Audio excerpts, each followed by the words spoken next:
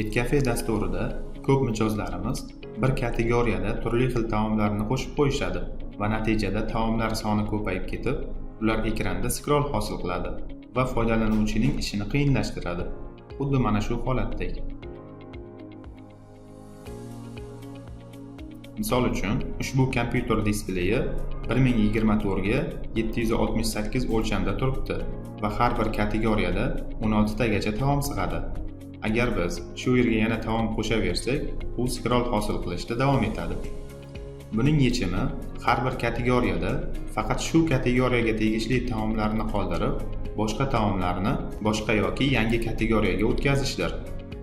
Ko'rishimiz mumkin, bu yerda suvlar va kaboblar kabi har xil taomlar aralashib ketgan. Ularni o'zlariga tegishli kategoriyaga o'tkazamiz. Buning uchun taomni tahrirlab, kategoriya qismidan keraklisini tanlab qo'yamiz va saqlanib qilamiz.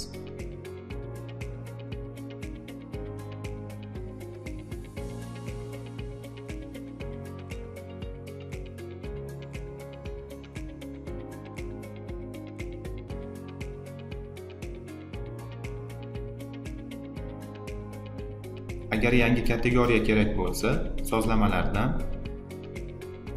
kategoriya Blud va Menu qismiga kirib qo'shib olishimiz mumkin. Misol uchun, hot-doglar uchun alohida kategoriya yaratamiz.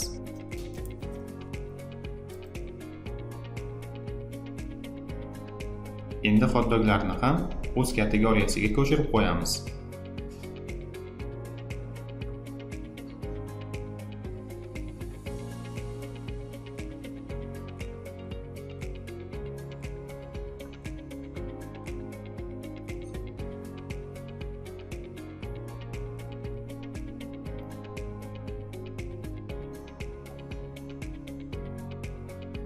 Mana ko'rishimiz mumkin, taomlarimiz ancha tartibli holatga keldi.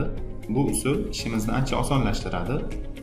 Hozirgi oynada 8 ta kategoriya mavjud bo'lib, ularga 2 ta qo'shadigan bo'lsak, ular soni 10 taga yetadi. Kategoriyalarimiz soni 10 tadan ortiq bo'lsa, mana bu yerdagi chegara chizig'i orqali